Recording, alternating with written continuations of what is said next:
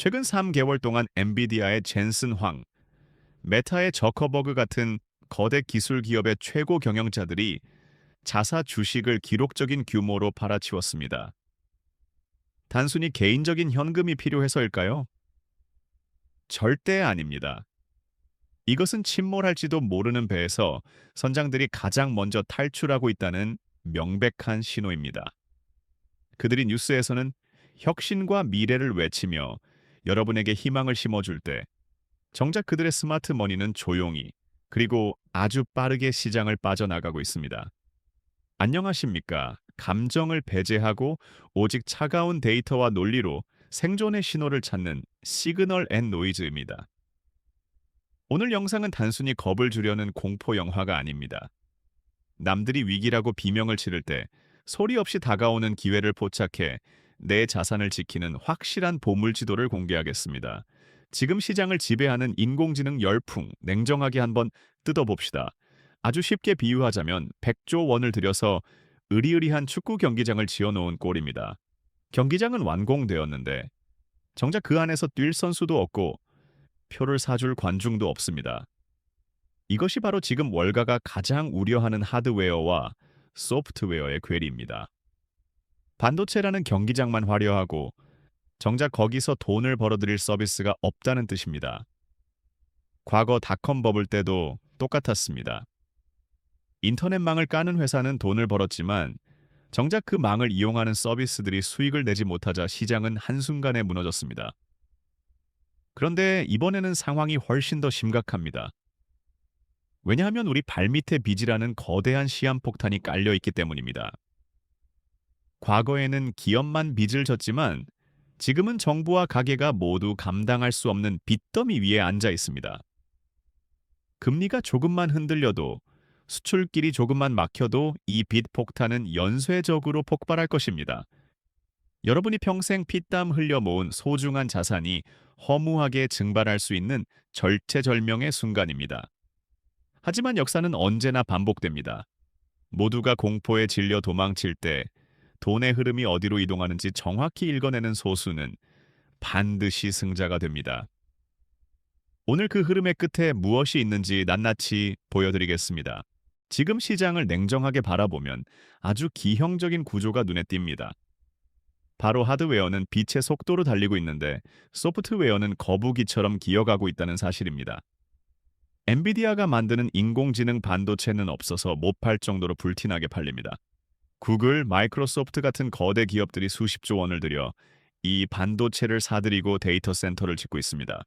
겉으로 보면 화려한 잔치처럼 보입니다. 하지만 골드만삭스 같은 세계적인 투자은행들이 던지는 질문은 아주 날카롭습니다. 도대체 수익은 언제 나는가라는 것입니다. 쉽게 설명해 보겠습니다. 여러분이 동네에서 가장 비싼 최고급 기계를 사서 붕어빵 장사를 시작했습니다. 기계값으로 1억 원을 썼는데 정작 붕어빵을 팔아서 남기는 돈은 하루에 10,000원도 안 되는 상황입니다. 배보다 배꼽이 더 큰 이 상황, 과연 얼마나 버틸 수 있을까요? 지금 빅테크 기업들의 상황이 딱 이렇습니다. 인공지능이라는 나무를 심기 위해 천문학적인 돈을 땅에 묻었지만 정작 그 나무에서 열매가 열리고 수확해서 돈을 벌기까지는 앞으로 최소 3년에서 5년이 더 걸린다는 분석이 지배적입니다. 문제는 주식시장이 이 시간을 기다려주지 않는다는 점입니다.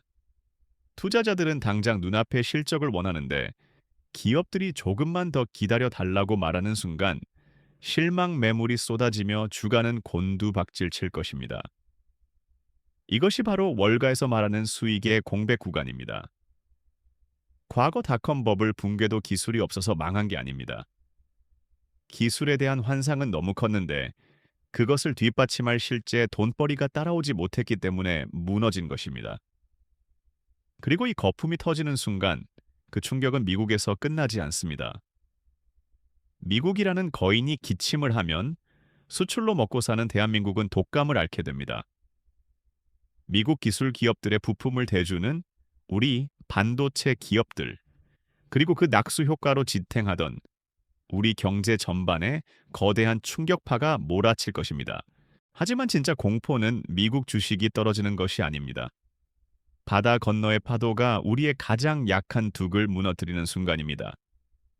대한민국 경제의 뇌관, 바로 부동산 건설사들의 빚 문제입니다.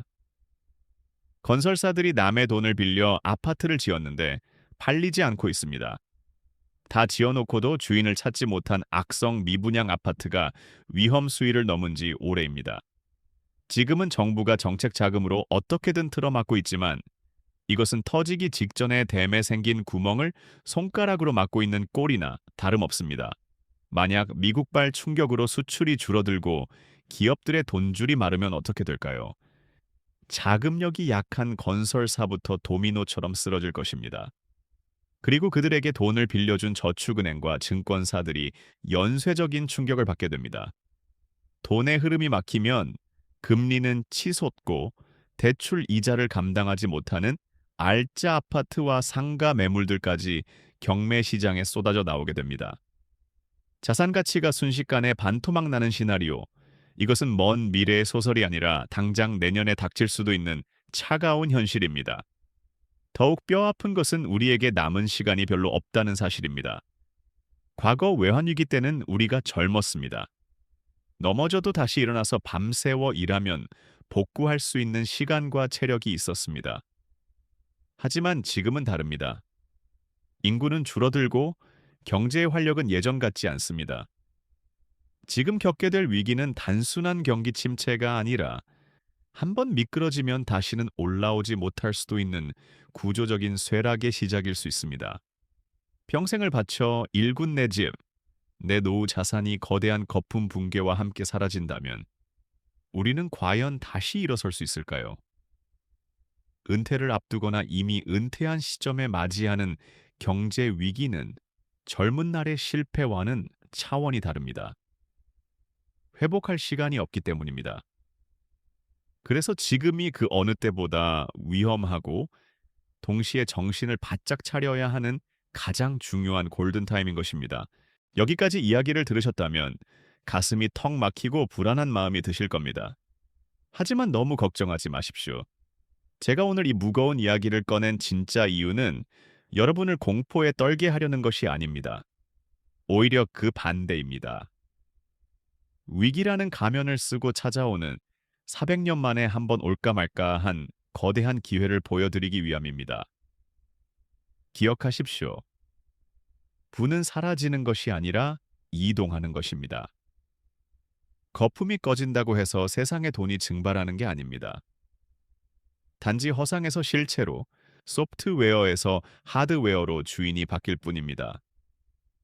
그렇다면 우리는 어디에 서 있어야 할까요? 이제부터 여러분의 소중한 자산을 지키고 더 나아가 안전하게 불릴 수 있는 구체적인 행동 지침을 제시하겠습니다. 그렇다면 구체적으로 어떻게 행동해야 할까요? 저는 여러분께 바벨 전략을 제안합니다. 무거운 역기를 들 때 양쪽 끝에 무게를 싣는 것처럼 자산을 극단적으로 안전한 곳과 확실한 성장성이 있는 곳으로 나누는 것입니다. 먼저 자산의 80%는 철저하게 수비에 집중하십시오. 위기가 오면 현금이 왕이라지만 우리 원화만 들고 있는 것은 위험합니다.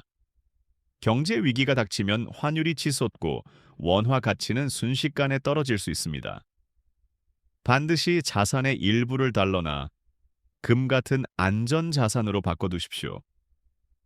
이것은 여러분의 구매력을 지켜줄 가장 튼튼한 방패가 될 것입니다. 주식 시장이 폭락할 때 오히려 가치가 오르는 달러를 쥐고 있어야 나중에 헐값에 나온 우량주를 주워 담을 수 있는 기회가 생깁니다. 그렇다면 나머지 20%는 어디에 승부를 걸어야 할까요? 여기가 바로 부의 추월차선입니다. 남들이 공포에 질려 던지는 주식을 받아낼 준비를 해야 하는데 아무거나 사면 안 됩니다. 제가 주목하는 유일한 분야는 바로 육체를 가진 인공지능입니다. 지금 미국의 거대 기술 기업들은 엄청나게 똑똑한 뇌는 만들었지만 정작 현실 세계에서 물건을 만들고 조립할 손발이 부족합니다. 결국 인공지능이 돈을 벌려면 공장에서 로봇이 움직여야 합니다. 이 지점에서 세계 최고의 경쟁력을 가진 나라가 어디입니까? 바로 제조업과 로봇 기술이 탄탄한 대한민국입니다. 미국의 소프트웨어 기술이 한계에 부딪히는 순간 그들은 결국 우리의 하드웨어 기술에 손을 내밀 수밖에 없습니다. 실체가 없는 유행을 쫓지 마십시오. 실제로 공장에서 로봇을 돌리고 매출을 찍어내는 기업들, 미국의 뇌와 한국의 몸이 만나는 그 접점에 천조 원의 거대한 돈이 쏠릴 것입니다. 우리는 그 길목을 먼저 지키고 서 있어야 합니다. 이것이 바로 위기를 기회로 바꾸는 가장 확실한 투자 공식입니다. 물론 오해하지 마십시오. 제가 말씀드린 이 전략이 내일 당장 여러분을 벼락부자로 만들어주는 마법 지팡이는 아닙니다. 시장은 언제나 출렁이고 우리가 예측하지 못한 변수는 늘 튀어나오기 마련입니다.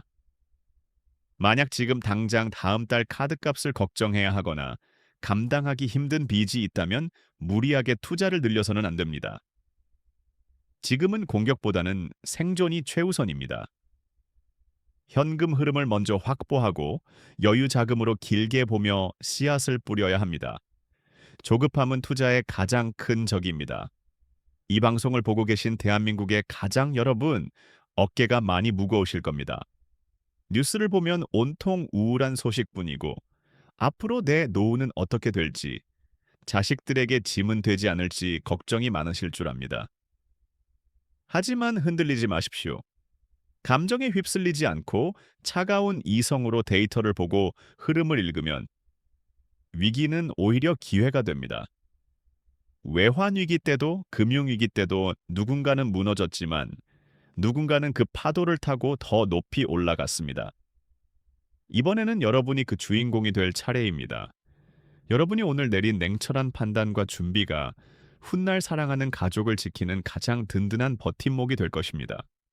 오늘 시그널 앤 노이즈가 전해드린 이 생존 지도가 여러분의 불안을 잠재우고 나아갈 방향을 잡는데 도움이 되었기를 바랍니다. 혼자만 알고 계시지 말고 주변에 함께 고민하는 친구나 동료들에게 이 영상을 공유해 주십시오. 험난한 파도 앞에서는 서로의 손을 잡고 함께 버티는 연대의 힘이 필요합니다. 다음 영상에서는 오늘 말씀드린 육체를 가진 인공지능 시대, 여러분의 계좌를 실제로 불려줄 세계가 주목하는 대한민국 로봇 자동화 알짜 기업 3곳을 심층 분석해서 돌아오겠습니다. 놓치지 않으시려면 구독과 알림 설정 부탁드립니다. 지금까지 감정을 배제하고 논리로 희망을 전하는 시그널 앤 노이즈였습니다. 감사합니다.